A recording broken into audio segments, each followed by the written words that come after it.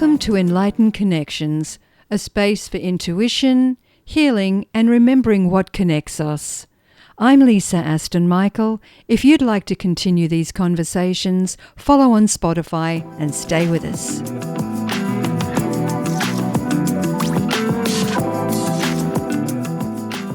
Welcome everyone. Thank you once again for tuning in to Enlightened Connections. And my very special guest this week is Victoria Sambleson. I'm very excited to welcome her to the show. Victoria has spent more than 2 decades working with animals, helping them heal and find balance through massage therapy, energy healing, and animal communication. Over the years, her work has evolved into the fascinating field of animal hypnosis, and we'll dive right into that, where she now specializes in something called surrogate hypnosis. It's a powerful approach that works with both the animal and their human to address the deeper emotional and energetic patterns that they might be sharing.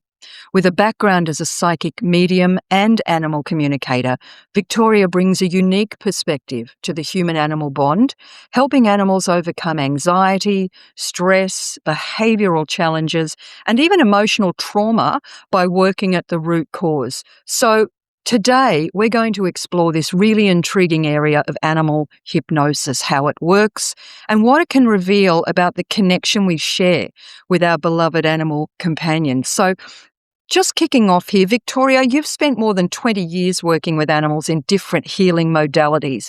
Mm-hmm. How did your journey into this work first begin? First off, let me say, awesome to be here. I'm really excited to talk with you. Thank you for having me.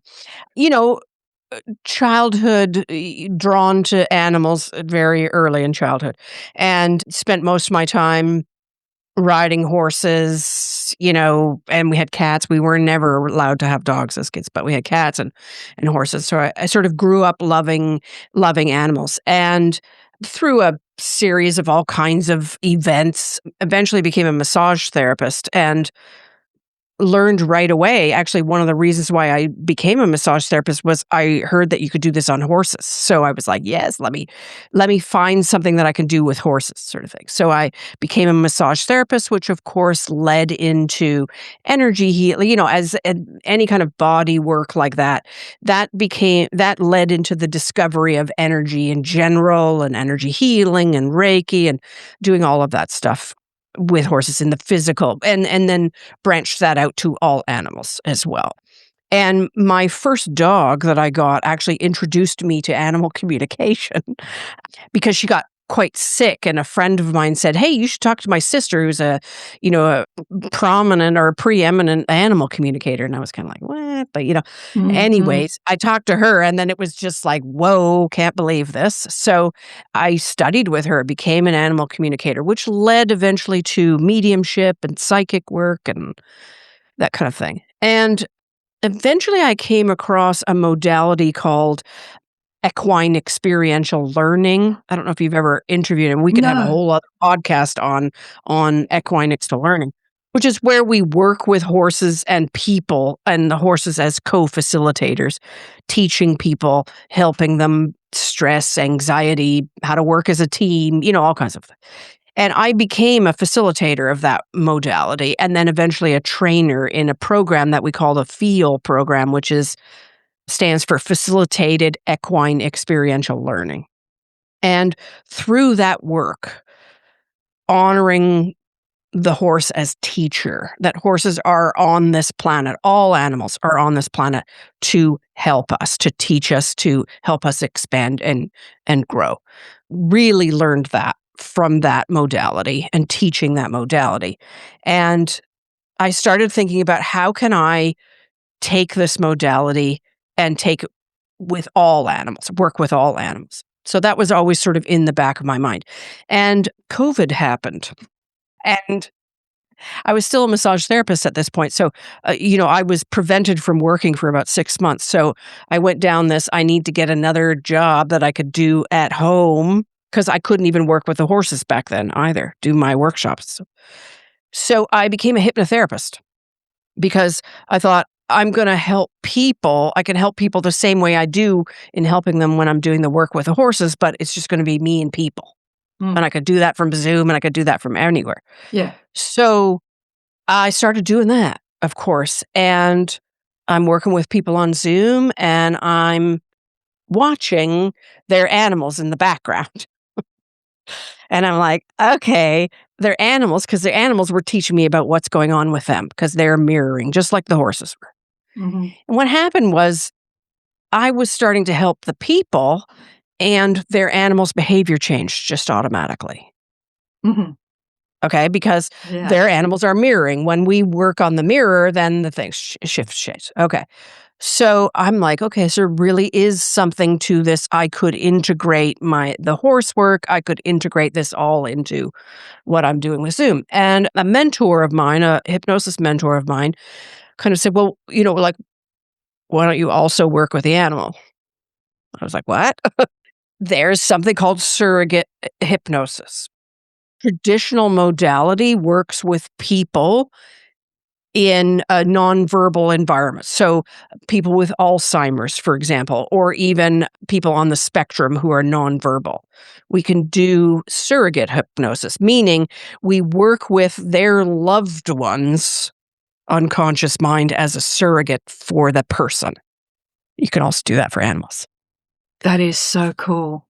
There became the blending of your animals are mirroring to a certain extent their health and behavior issues are communicating to you something about yourself, as well as they have their own stuff, obviously, and their own history, their own trauma, even, especially if you're working with a rescue, things like that.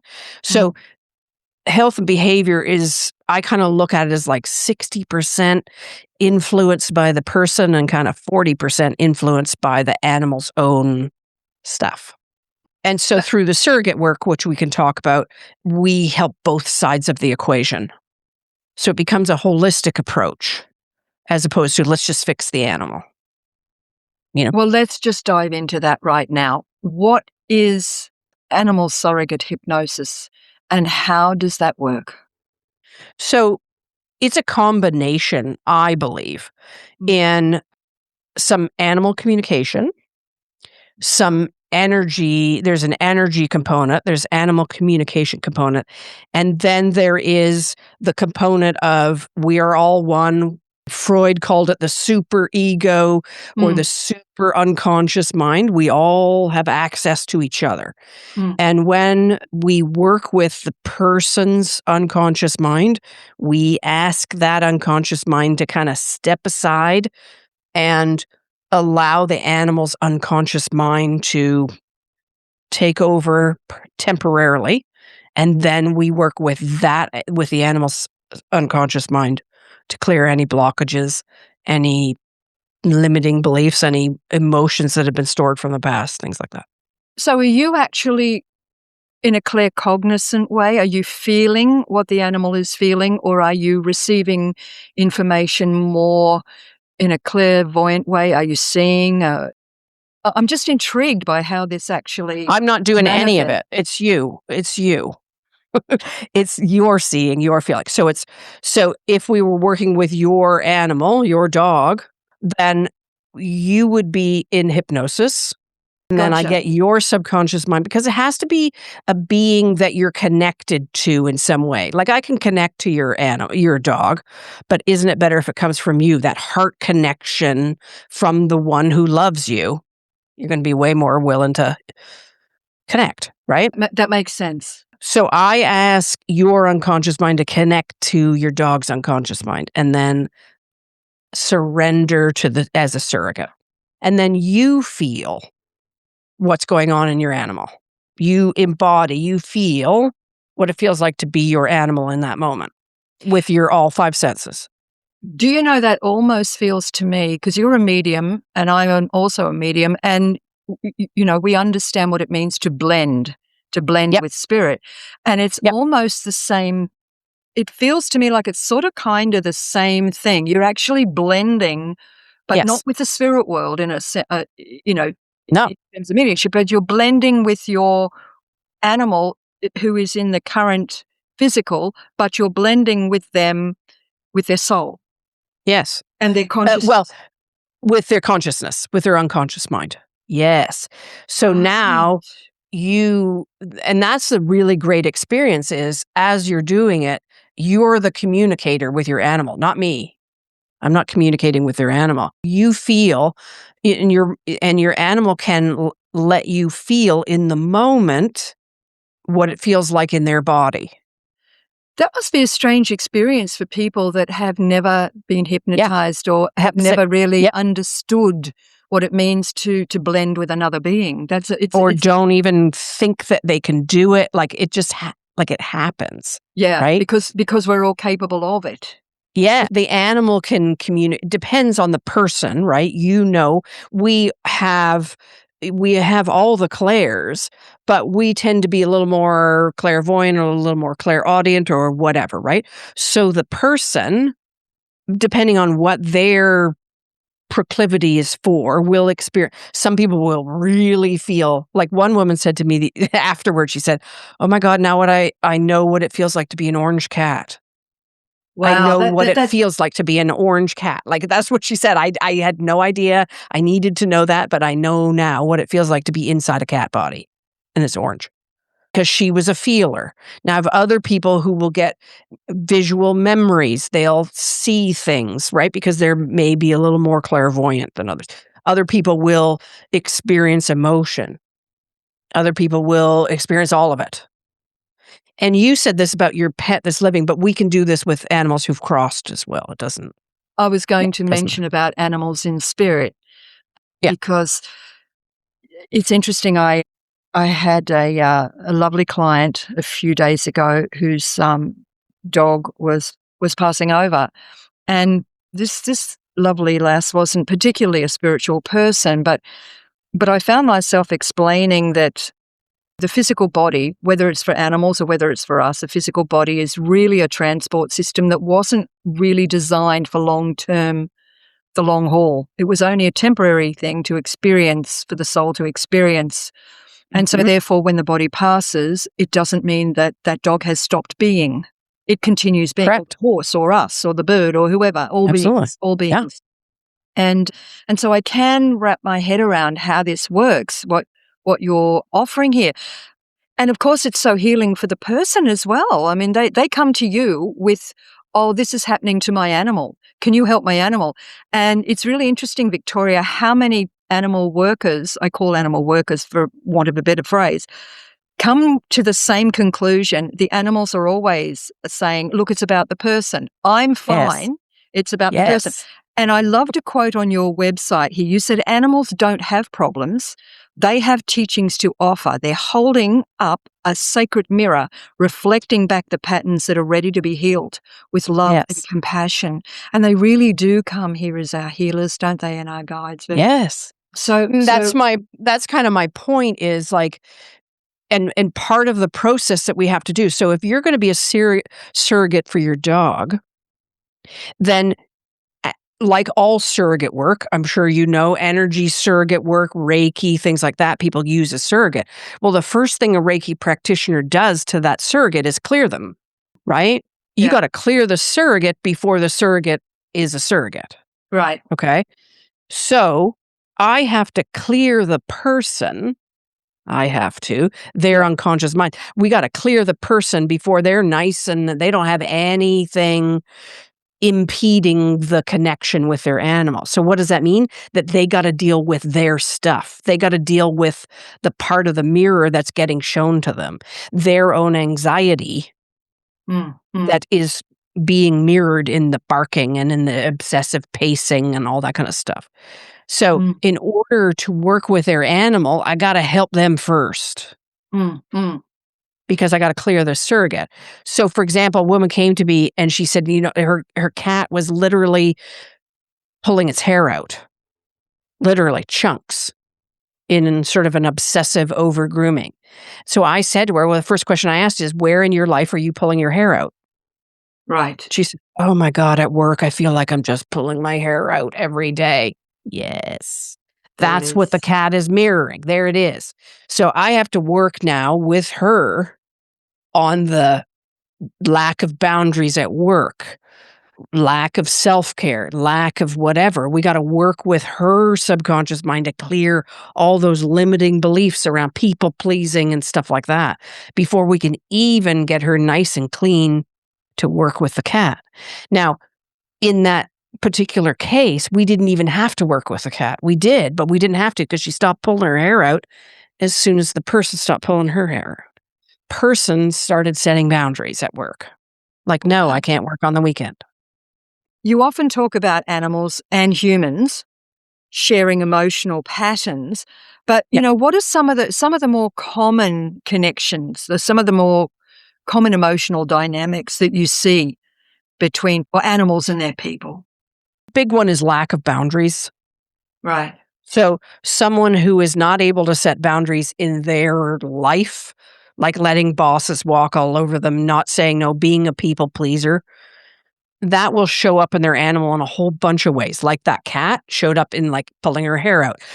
In working with one woman, it showed up with her horse literally dragging her around and constantly trying to bite her and all that kind of stuff. A lack of boundaries. Dogs, it'll show up in just, often it comes in that, a lot of people say, I've got this Velcro dog, this dog that won't. Yeah, that's often a lack of boundaries because nobody's ever said no. It just shows me that you're not saying no to anyone in your life, including your dog. Yeah, thank you. I think one of the big ones too is, and I want to really look at this one, rescues. And I'm one of them. So if you haven't grown up with learning about the animal and its personality as such from puppyhood, and you bring a rescue home, all well-intentioned, what are some of the main concerns that you see people having with rescues before they get to that bond stage with each other? If you just take a step back and look at it, say, why are you rescuing anything? There's a need within you, right? I don't know if you're aware of the Cartman triangle, which is the rescuer, the victim, and the persecutor.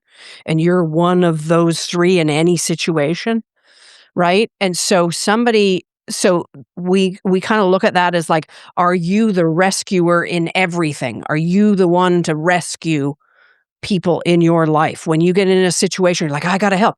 Anybody who is a energy healer, a healer in any way, in any kind of modality, why do they get into it? Because I want to help people.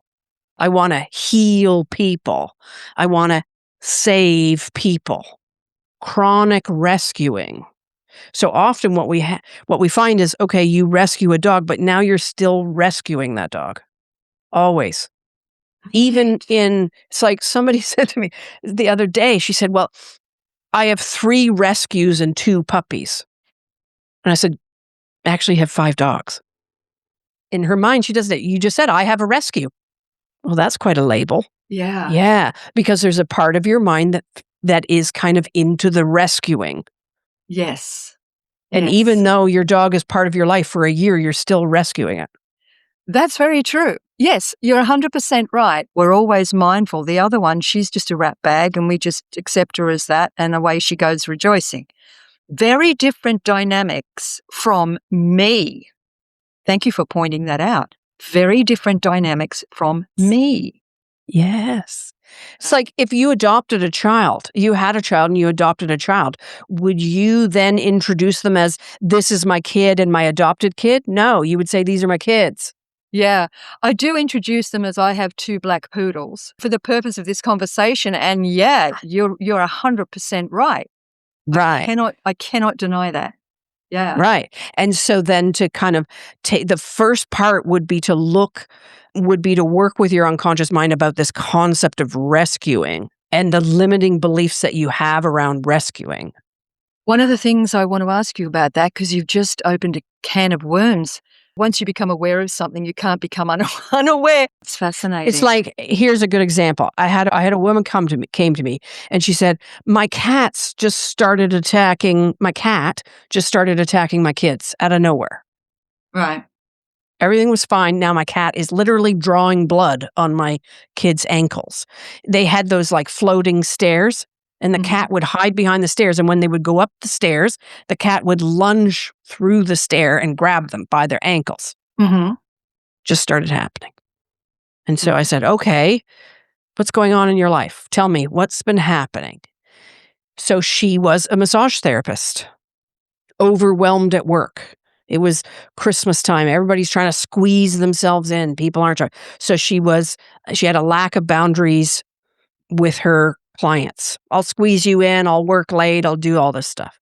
At the same time, her husband's father passes away, and her husband's stepfather is given 2 months to live. And and then her husband loses his job. And in the meantime, the mother and the stepfather, whatever, they live 2 hours away. So every weekend she is shuttling everyone 2 hours, including that she's driving everybody, driving them back all week, driving her kids to soccer and hockey every night. And she's squeezing everybody in. 0 boundaries. And the cat was like, I'm going to show you a lack of boundaries. I'm going to show you a lack of saying no. So we worked on that. We worked on this belief of like, I have to do everything for everyone. Right. All the time. Yeah. And then we worked on her cat. We did the surrogate on her cat. Cat stopped. But then, interestingly enough, cat started to do a new behavior. Okay, so the attacking went away, but it told me that there was another layer here because a new behavior came out, which was he would sit on top of the printer and print test pages. He would go, beep, and then the test printer would come out. But he only did it when she was there. Okay. They were gone the whole day, no test papers. As soon as she'd come home, he'd start hitting. Try not to laugh. I know. So like, she said, I'm going through, and she's like, I'm going through ink, like, and the ink is the most expensive part, right? I was going through ink like crazy. So she got to the point where she had to unplug the printer. Yeah. But he would still sit there and, right, he just wasn't doing it. He wasn't printing anything. Okay. And we had to work. That was the whole piece. Yeah. The working, the clients, I'm a healer and they're not going to do well unless I help them. That rescuer kind of a mentality of I'm the only one, nobody else is good. These people have been coming to me forever. The drama. Yeah. Yeah. Yeah. So we had to work with that piece of her puzzle. And the cat stopped printing test papers. Stop doing it. That is incredible, isn't it? Yeah. So it wasn't even, none of that had anything to do with the cat. He was just purely showing her, "This is what I got to teach you." Once people realize that, well, most of what's going on in their animal's life is simply a reflection of their own, including behavior, including health. Yes. Psychological issues, physical issues. It can show up. A lot of people will say, well, how will it show up? And every animal's different. Some animals will express it in behavior. Yeah. Okay. Some animals will express it, will hold it inside. Like some people, they hold their emotions inside. What happens? Chronic UTIs, digestive issues, that kind of stuff. Right. It's not like you're causing it. It's that they're trying to process emotion that they're sitting inside of all day. And some people hold their emotions in and some people express them. So do animals. It's an interesting thing that you're speaking about, because as you're talking, I'm thinking about my horse. Yes. I use the term loosely, and she came to me in a dream, and I found her on a local website to train horses. I hadn't ridden for 30-something years, but I thought, I'll give it a go. I still remember my dressage days and what have you. So I went out to the stables and I fell in love with her, which was interesting because I'm not a mare girl. I've always been a gelding girl. Anyway, I thought, she's all right. It's too long a story to go into, but suffice to say, she stood there and she let me do everything and she didn't really care. She was a foodie. So as long as there's food, you could turn her upside down, you know. So anyway, I started riding her and she hated it. She wouldn't do anything and she'd collect herself and I could feel she was going to throw me. She never threw me. She gave me about 10 warnings, but I kept on and on and on. Oh, I really want this horse. My husband finally paid a ridiculous sum of money for her, and literally the next day she threw me a bunker. I fractured my ankle. I was in a moon boot for 6 months. And the message I got from her was, I tried to tell you, you went ahead and spent that money that you didn't need to. I'm not your girl. I'm here to teach you. And she did teach me a lot of things. She taught me a lot of things about sensitivity, about ego, about, you know, trying to tell her what to do. And there's that old adage, you know, what is it? Geldings will go along with anything and, you know, stallions will question you, but don't ever argue with a mare. You will never win. Jeez. And I adore her. And I got the feeling from her right from the get-go, Victoria, that all she wanted to do was be a mum. And she finally became a mum and she's happy as a pig in mud. The lesson that she taught me and I didn't listen. I knew, but my ego was saying, I want this horse. This is the horse I want. And she's like, I am not the horse for you. So there you go. So there's lots of things that we can learn along the way from our animals if we listen. But then, of course, if we don't listen, it gets to that chronic point. And as you specify on your website, you've been here, you've done that, you've spent thousands of dollars at the vets. They don't know the answer. There's nothing wrong physically. Then they end up, of course, where you are with you and working with the energy and the consciousness so that they can share and be clear. Do people have to be animal communicators to do this? Oh gosh, no. No. Those people off the street. People with they have to have a real desire to look at themselves and say, what's my part in this? And I got to do what I got to do for my animal. See, like before when I was, doing hypnosis, I was helping people with their stress and anxiety. It was like pulling teeth, getting somebody to go, oh yeah, I should set better boundary. Just, yes, I need to do this for myself. I need to work. As soon as I started saying, hey, this is affecting your dog, they're like, I'm in. Yeah. What do I need to do? You mean I got to start setting better boundaries in order to help my dog? I'm in. Yeah. This is it, right? Oh, yeah. So this is also not only about unraveling or unveiling issues within the person via their animal, but it's also about building the bond, isn't it? It's also about, strengthening. And it is also it is also about working. And the examples I've given you are, examples where it was sort of primarily about the person, but a lot of times it's about the dog or the animal and the person, the animal's trauma. Like, for example, and this is a beautiful example I'll give you. It's a really great, it really shows the 60-40 kind of split. This woman, she came to me and she said, I can't get my dog in the car. If I force her into the car, she will panic. She cries, she whines, she drools, she pants, like she's just, and I can't get her into it. I have to force her into that car. I actually can't even walk her past a car. I can't go anywhere near a car.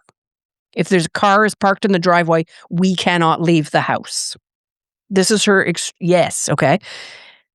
After some exploration, turns out this woman, her father can get the dog in the car, no problem. Okay. Now, when the dog is in the car with the father, she's not thrilled, but she's not as anxious. She's doing a little panting. But she's not over the top. She's not drooling. She's clearly not comfortable, but she jumps in, no problem. Off they go to the park. Okay. So clearly that told me there's something to do with the car with the dog, but there's also something to do with the car and her. Okay. So turns out twice in that dog's life, she had something mysterious happen. They still don't know what it was. Some type of major infection, could have been like encephalitis or something like that, that happened to this dog. Always in the middle of the night, she goes into these extreme states of seizures, all this kind of stuff. And this happened twice. And both times she's had to put her in the car and drive her because she lives very remote. Now she's had to drive her for like 3 or 4 hours to get to an emergency vet. Both times, dog near death. Okay. They get to the vet, that gets resolved, whatever, antibiotics. It's happened twice in the dog's life. So you're like, okay, makes perfect sense. The dog doesn't like the car. Okay. But now I'm working with her in every time, in these 2 times with the person, because the person is also traumatized from having to take her dog. Right. Near death twice. So that is sitting as a experience, as a memory, and it's sitting with the dog too. So I work with her first on healing her own trauma about these 2 experiences in the car. Okay. And we clear her of that experience. Now, we work with the emotion of that experience, the trauma of having to do that experience. Okay. So that I can clear her so that we can then eventually use her as a surrogate to work with the dog to do the same thing with the dog, to clear the dog of these traumatic experiences.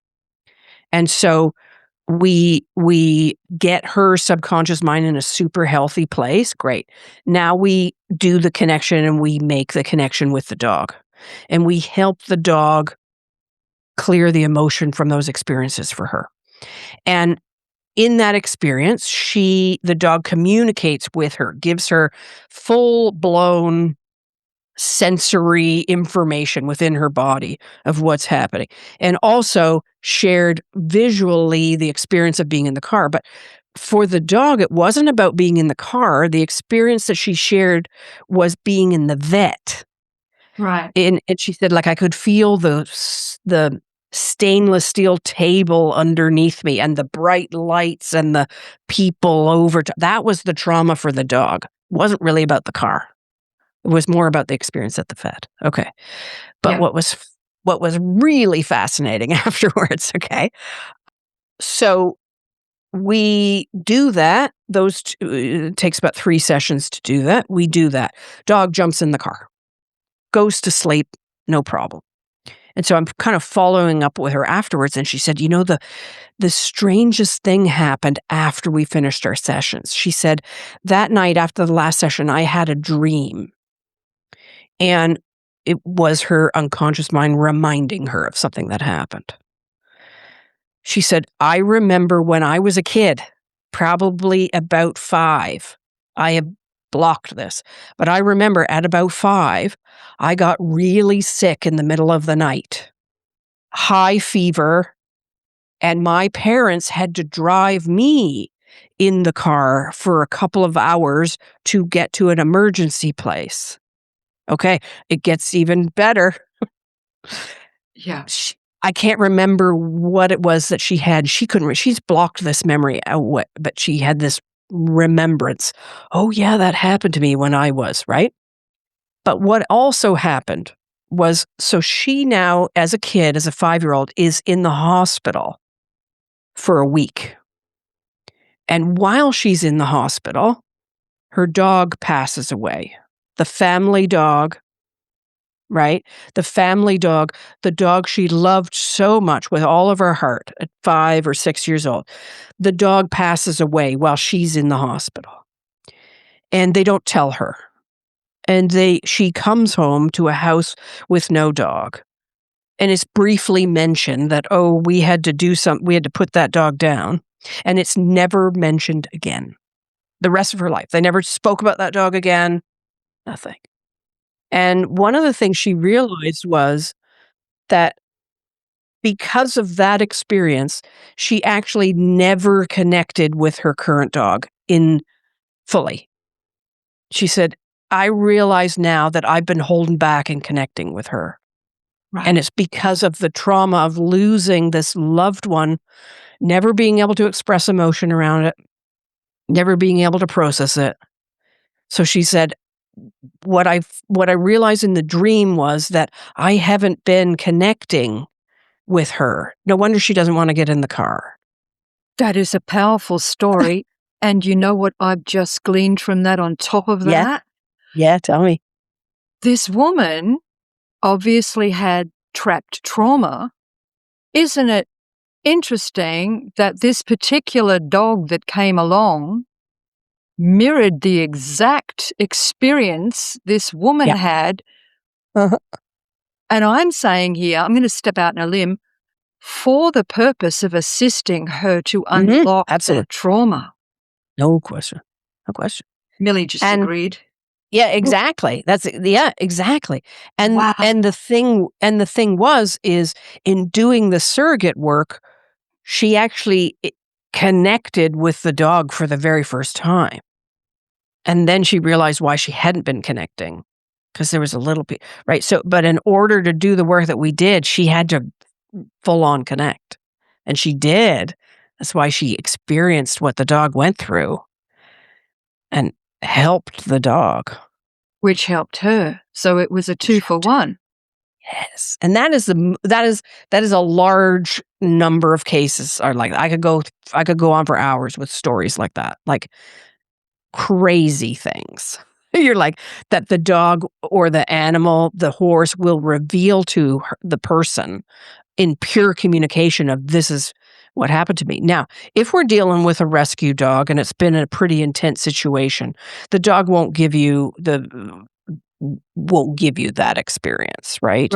Right. They're going to hold that back. But they will give you, like one horse with a woman, she said, I know he wasn't treated well. And I had the sense of maybe something, hitting me on the side of the head. Like something super vague, something her conscious mind couldn't dramatize. It was just like, I have a feeling of impact on the left side of my head, the right side of my head or something like that. But that's all the horse didn't share anything else. Detail that way. I've noticed that with some of the work that I do as an animal intuitive, and I work with photos and remotely. And one of the things that I've come across quite regularly is that people say, oh, coming back to rescue, I've rescued this dog. What happened? And 9 out of 10 times, they don't want to talk about it. The dog says there's no value in you knowing. Yeah, there's no value in it. It is what it is. It was what it was. Let's move on. It's the person that wants to know the ins and outs of the history. For what purpose? Oh, because maybe if I know what happened, I can fix it. Yes. No, or also, it's going to stroke my ego a little bit too. Yeah. Because I'm a rescuer. Yeah. There's a lot involved in it. So there's something in there too. I would say the biggest emotional experience that most animals take us back to in this process is actually the experience at birth, or the experience of being separated from their litter. That is the most, when I say, like, when they're talking about having fear or sadness or anger, I say, can you take us back to the first moment you felt that? It's often that moment of separation. Yeah. The missing the mother, the what happened, we were all together and suddenly we weren't. Yeah. That is a powerful thing that they will hold. That's something very common that they kind of hold in their nervous system that we can help clear. Yeah. I actually feel a lot of that with foals when they're being weaned. And it's not, there's a word that I wanted to say then, artificially weaned. They're not ready to, you think about horses in the wild, they wean themselves when it's ready. They don't all stick with mum till they're 40 years old. But I see this a lot in the equestrian world, the premature weaning and the damage that it does psychologically to the foals. Yes. But, I've experienced it, I've felt it, I've mentioned it, but it pretty much gets poo-pooed. But no, it's in my work, that is legit, and it's not just horses. Yeah. not just horses. They Yeah. all speak of it. They all speak of the The trauma. experience, the trauma of, Yeah. right? Yeah. That is contributing to their peace of their 40%, this that they're holding on to, that experience. Yeah. So we help them emotionally heal from that. I know when I brought little Millie home, she was just over 8 weeks, little poodle, and instinctively, on the first night, I just went to bed and I put her on my chest, Mhm. and I just let her feel my heartbeat, and she just sunk into that. And no, it's not the same heart rate as a mum's. Obviously, I'm not a poodle, but bad hair days. But and I sat her on my chest, and night after night after night, I put her on my chest to go to to sleep, until eventually she just one night just ambled off my chest on her own and slept beside me, and so on and so forth. Yeah. And I have found that she is a very well balanced. She's only 7 months now, but she's very well balanced, very happy girl, very stable, and very sensitive. So I think that's really important when weaning from a pack to just bridge that, make that bridge. Because yes, you can imagine, getting ripped from one minute I'm with five Yeah. brothers and sisters, and now I'm all by myself. Who are you? Who's this strange looking dog with 2 legs? So yeah, there's so much trauma where animals are concerned, isn't it? I Yeah. love the work. I really love the work that you do. You've obviously had hundreds and probably thousands of stories to tell and share with this work that you do. Has there been one animal? I know the cat's a scream with the printer, probably not funny at all, but I have a bad No, sense of that's humor and great. find it hilarious. Oh, But yeah, we did. Both of us did. Yeah, like it was fun. Yeah. have you? I actually knew a cat once. I had a flatmate years ago, and my flatmate had a fireplace and a mantle and a fish Yeah. tank on the mantle, right? And Oh. we'd come out in the morning, and the water levels like dropped like 7 or 8 inches, and it's like, what the hell? And we're looking for leaks in this tank, and this is happening. I'll just fill it up with water, and the next day, same story, and it's like, have we got a ghost? What's going on? Anyway. Cutting a long story short, we come out one morning, here's the cat, and it's sitting there flicking Yeah. water out of the tank all over the Trying floor to get the to try trying to and get the catch the fish. fish. And of course it couldn't, because it was very overweight and it wasn't going to fit in the fish tank. And by the time it got the water low enough, the fish was savvy enough to go to the bottom of the tank. And Yeah. The fish are like, the cat's "I'm arm outta here." wasn't long enough to reach. They're hilarious, aren't they? They are Right? funny. And if I think about my flatmate at the time, it kind of matches her personality too. It's like, never give up, never give up. Never give up. Never give up. Yeah. Just keep doing it. You'll get there one day. And she was doing her law degree at the time, so it fits in really, really, really nicely. And a little obsessive too, right? Like, Just a smidgen. Yeah. That's what that says. Yeah. Yeah, just actually quite obsessive, and definitely had to be, she was a Leo, and she definitely had to be, it was all about her. The cat wasn't. I've got no idea of the cat. But this girl was a Leo, and it was her way or the highway, so. But Yeah. I did want to ask, apart from the cat and the printer, was there one client, one animal and their person that really stayed with you during a hypnosis session, or really changed the way that you view the human animal bond? I guess it would have been in the early days of the work that you do, but was there a switch point? Was there something that stuck with you?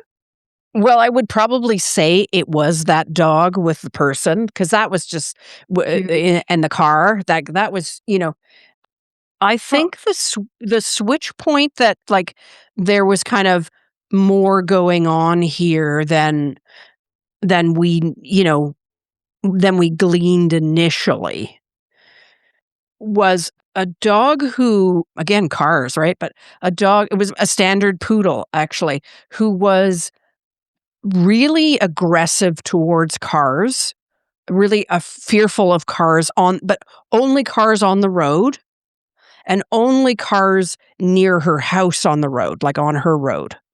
They could walk in parking lots, they could walk on the street, like no problem. But it was like cars outside their house. Now they lived on like a dirt road, and they lived at the end of that dirt road. So a lot of times cars would come down and circle and go, oh, we got to go back, And in order for her to go take the dog for a walk, she had to walk along the side of this road quite a distance in order to get into a little cut into the woods where they could go for a nice walk. And so she was traumatized taking this dog because there would be cars passing her on this dirt road. And originally we thought it was about protectiveness of the house, and you can kind of, well, that's really all about her home and protective. Now the dog wasn't a fan of people coming over the house as well.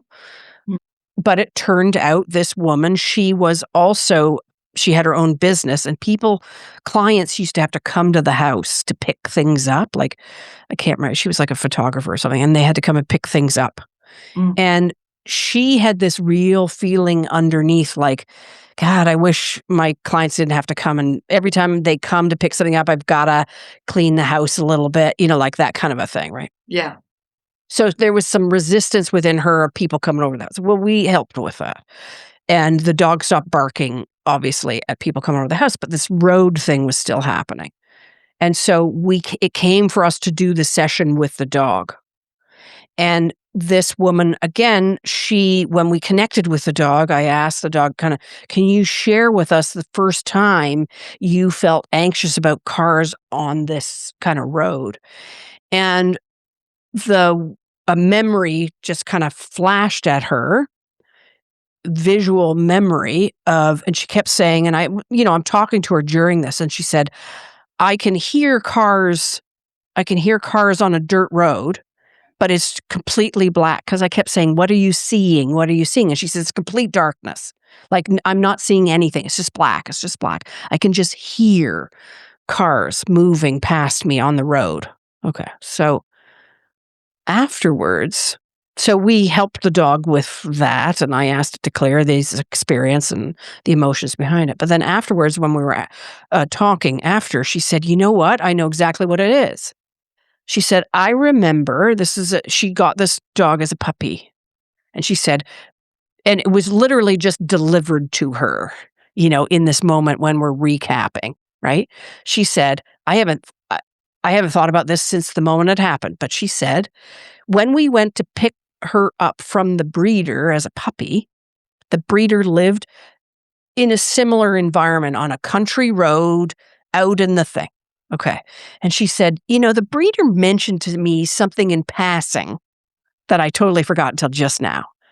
Just as she was picking up this dog, she said, the breeder said, oh, something funny happened a couple of days ago. She said, the mom and the puppies, they were all outside. They were all having a great time outside. And I wanted to go up to bed. So I said to my son, when you go to bed, just let the dogs in. And so she went upstairs, went to sleep, came back down. Puppies, dogs, great. She's taking care of them, whatever. And the phone rings. And it's her neighbor down the way. The neighbor says, I got one of your puppies here. So the kid, the son, when he let him in, didn't count him. So her puppy was left outside all night. And it made its way along a country road in the middle of the night, about 1 kilometer away, to the neighbor. So the dog shared us that memory, because that's what she kept saying is, it's complete darkness. I can't see anything. It's like, yeah, because it was in the middle of the night. And I could hear the road, right? And it's like, and she said, I knew that story, but I had totally forgot about it because the breeder just said it in passing. Oh, funny thing happened. All's good, like that kind of a thing.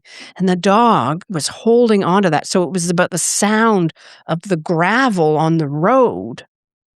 Because she could walk by dogs, she could walk by cars in the pavement out in the parking lot. They lived somewhere where they had to take a ferry, and the dog was fine. It was just on their road, which was a gravel road. And you had to be on the side. There was no sidewalk. You were kind of in the ditch. And that was when we were like, wow, okay, we got something here. Not only did the dog share that viscerally with her, but then it reminded her of, I know exactly what that was.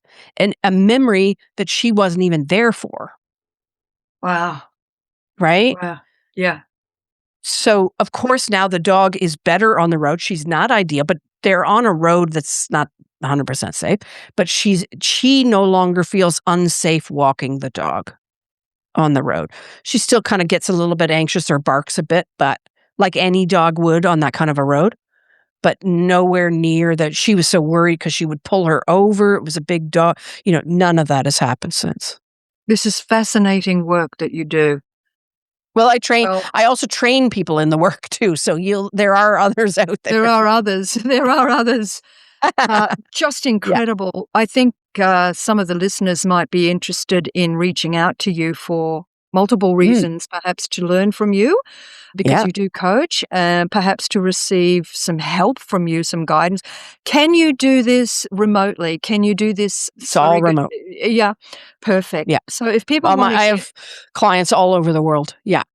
okay. Do you have a Yeah. book Yeah. at all? No.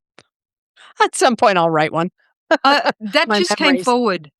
That Yeah. just came Yeah. forward. I think there's one in the mix coming from you. Yeah, for sure. For sure. Okay, no psychic readings from me in this conversation. I tend to do that. I go, oh, ping, something drops It's in. I know it's in my vortex somewhere. Yeah. Yeah. It's just sitting quietly because you've got. I just see papers. I see papers everywhere. Have you seen do you want me to move my? No, I can't. There's can't see your papers desk. everywhere because I'm designing the course that I teach, just so people aren't like, oh my God, I don't do hypnosis. Well, the technique that I do, you don't need hypnosis to do it. I just happen to use that as a tool. Yep. But the surrogate work, it doesn't require hypnosis. It's subconscious work that we do. So I teach this to non-hypnotherapists as well. Well, I think all Anybody. your papers are going to sort themselves out into one neat pile at some stage. There's definitely a book coming Thank out you. of you, Victoria. I can see it. I'm never wrong about these things that I'm given. Thank you.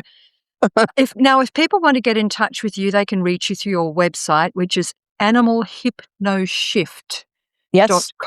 That Yep. will be in the podcast notes on Spotify as well, and all the other places that the notes go out to. Mm-hmm. And you're on Instagram, is that correct? Animal Yes. Hypnoshift on Instagram. Yes. Instagram. And Facebook too. I feel that everyone can find you through your website. So Yeah, absolutely. I have a contact me there for sure, my email address. okay, so there's many services that you provide, and especially if people are feeling the pull to learn this incredible skill themselves.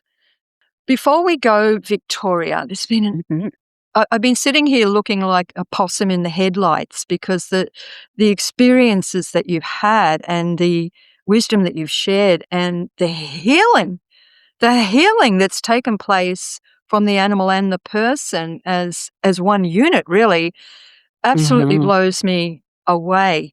And I'm going to be looking a little more on your website for sure for my own personal curiosity for things. I don't have anything on there, just so you know, about the training that I do. So if you want that, just let me know. But because, people come to me all the time, like yourself, who are animal communicators, dog trainers. They're all like, we know this, but we don't have anything to do about it. Right. Like as a communicator, you can say, okay, this is going on. Just like you said at the beginning, communicators are like, yes, we know it's about the person. But that's not what I do. It's like, oh, yeah, but there is something you can do. You're releasing trauma. Well, and we're not trauma experts. It's not trauma like that. Think of it more like stuck emotions. Yeah. That are waiting to heal. Yeah. Okay, that's beautiful. Now, before we go, Victoria, I always ask my guests one question. Okay. I'll freak out. No, it's a very simple question. If you had one message for the world right now, what would your message be? That's a good question. Honor your animals as teachers in your life, as gurus in your life, and recognize that you guys agreed to this lifetime together, and you wanted to learn something super specific at this point in your life, and the spirit of your animal raised their hand and said, no problem, I'm going to come down and I'm going to help you do that. And so I'm about honoring that element within our contract. My animals are here teaching me things every day.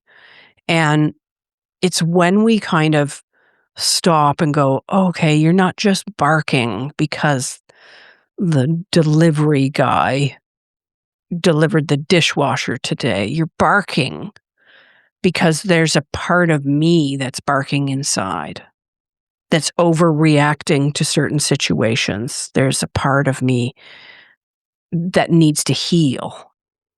And when I honor you and I say, thank you for letting me know that I've been a little bit negligent in my own self-care and in my own slowing down.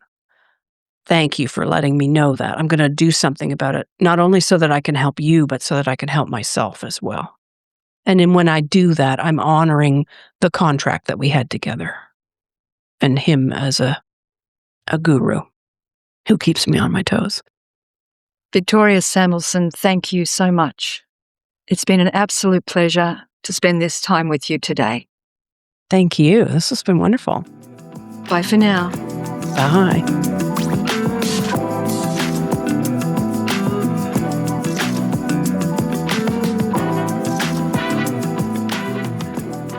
Thank you for being here and for listening to Enlightened Connections. I hope today's conversation offered you insight, reflection, or a deeper sense of connection. If this episode resonated, please follow or subscribe and share it with someone who may benefit. You can also join me inside the Enlightened Connections Facebook community. I'd love to welcome you there. Until next time, take gentle care, stay connected, and trust the whispers.